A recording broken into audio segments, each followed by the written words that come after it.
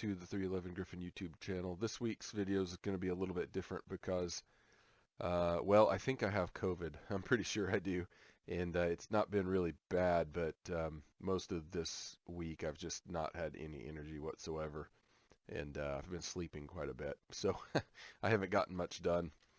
Luckily, I work out of my house, so I can kind of get some actual work done and don't have to go anywhere and things like that. So anyway, I'm feeling a lot better, but it's still kind of weird. And so I've been thinking about doing this video regarding my video desktop background using Push. I've been thinking about doing a video on that for a bit, and it's a pretty easy thing to do, so that's why I'm doing it this week. Normally I have some old DCS screenshots. Some of these I need to update because they are really old, and I wasn't even finished with this livery, for instance, whenever I took the screenshot. But this is what my Windows default background settings are. I'd seen where somebody had used a video, and so I got to investigating how to do that. And the first few methods that I found were not really optimum. One of them involved leaving a browser open, playing a YouTube video on loop, and I didn't really like that. I stumbled onto this Push video wallpaper, and there's a trial version, so I tried the trial version mostly because I don't like paying for utilities that are not really necessary for, you know, this is kind of a luxury item, I would say, and I don't really like paying money for this kind of a stuff unless it has some bigger purpose or it's going to really improve my life, which I don't know that a video desktop improves your life much. But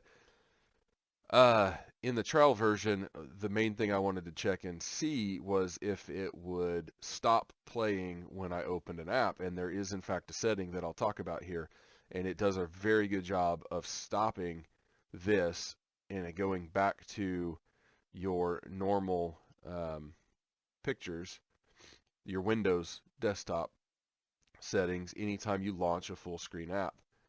And then it immediately starts playing it again whenever you jump out. Now I think it pauses it. I think I might have hit stop. Yeah, it just pauses it. So if you're like right here and you launch an app, it'll actually switch back to your desktop, but then when you jump out of the app, it'll start playing again. Very smooth and very seamless. So the trial version also has a watermark on it, and from time to time you have to restart it. It'll actually stop the playing, and you have to come in and restart it. So after all of that, I was pleasantly surprised with how it worked, and so I went to check on the price, not intending to buy it, but it was $7.50 when I looked. And for that $7.50, you remove the watermark, you can play it continuously, and you can put it on up to 3 machines. So I went ahead and paid for it. I thought, you know, these guys deserve $7.50, whoever they are.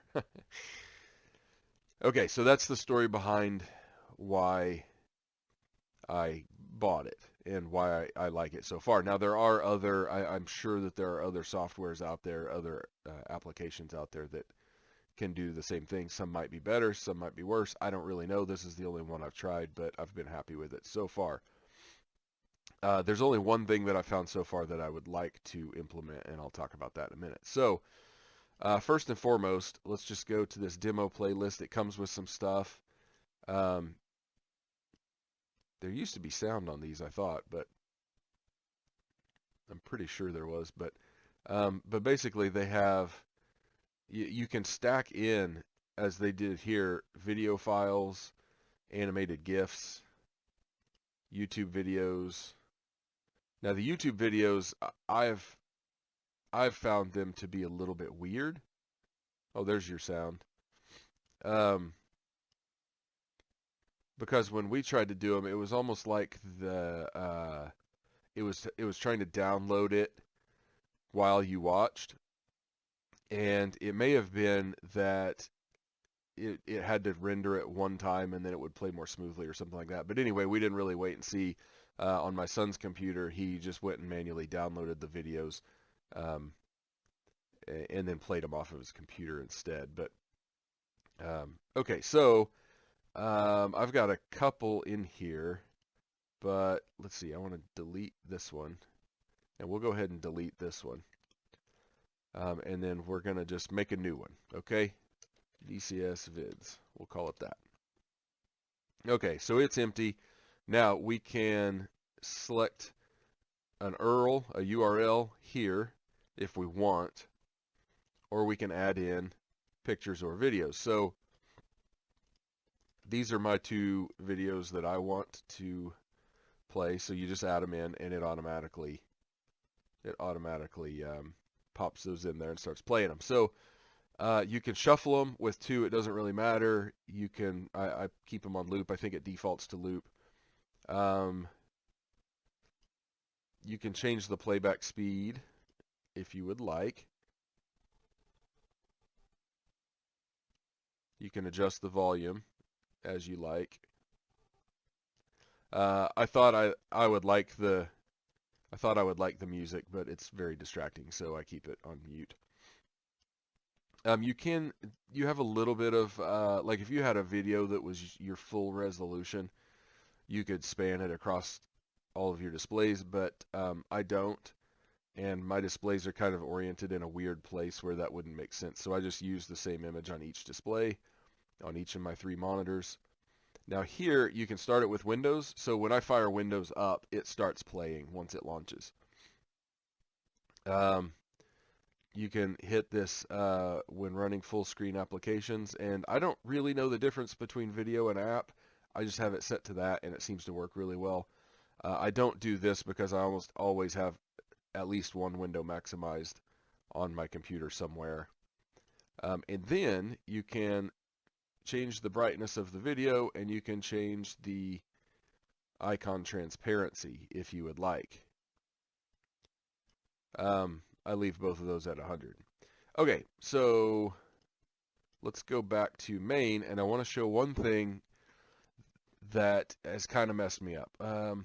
Actually, real quick. Oh yeah, I forgot. I'll show the. Yeah, I won't show that. I won't. It doesn't matter. This takes you to their website, and you can get more video loops. And they've got a lot of stuff you can download to use. But I will put a link to their main website in the description. So if you want to go check it out, you'll know how. Okay. So one thing I noticed though, I added some pictures in here too, and the pictures weren't changing, or at least they weren't changing as fast as I wanted them to. So I came in and I changed it to 30 seconds. And what I found out was that the pictures would change, but so would the video. And after every 30 seconds, it just changes. And I couldn't get that to turn off, like to switch back, because these videos aren't the same length.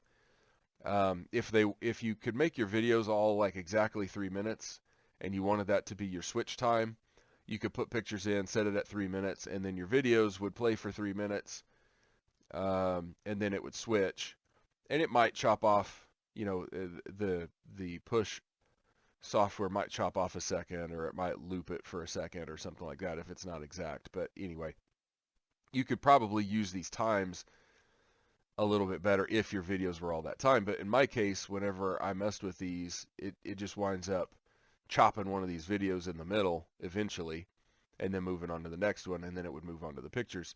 So I couldn't get that to go back to where it would just play the whole video and then go to the next one. So what I had to do was just delete it and make a new one the same way, and then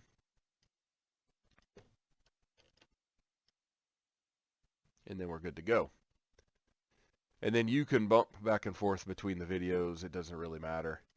It'll just play that video, and then it'll go to the next one. So that's all good. Now, one thing that I wish they had in here was a setting to where you could set each line to a certain time, and one of the options, if it were till complete or entire clip or whatever, that would be awesome. That way it gets to the end of that clip, it goes to the next thing, it goes to the next thing, it goes to the next thing. And, you know, if you had a picture in there, and you had it set to like 30 seconds or a minute or whatever, it would just hold it there for a minute and then go to the next thing. And you could set each line individually. That would be pretty neat. So that's really the only thing that I've found that I wish were a little bit different. But as it is, it's fine, especially since I'm just playing these two videos right now. Okay, so I think that's about it, about all I wanted to talk about, and that covers it all. So I find it to be kind of cool, and also it's been mesmerizing. So my work computer is actually behind me right now as I'm sitting now, and I leave my personal computer up, usually with the desktop showing, and I've got 3 screens here, and so we have a lot of video meetings at work, and so whenever I do a live feed, where people can see me in my background, I've had a lot of good comments about my video desktop, and several of the people have kind of gotten interested in DCS just watching my backgrounds, which has been kind of cool. It's fairly impressive to folks that are into that kind of thing. Whenever they see the detail that's in DCS playing out on my desktop, they're intrigued by the moving desktop, but they're also intrigued by the planes and the simulator. So it's been really fun to kind of generate some conversations with coworkers about DCS because of this. So, well, I think that'll do it. I need to go eat something. So you guys have a good weekend, and happy flying. Thanks.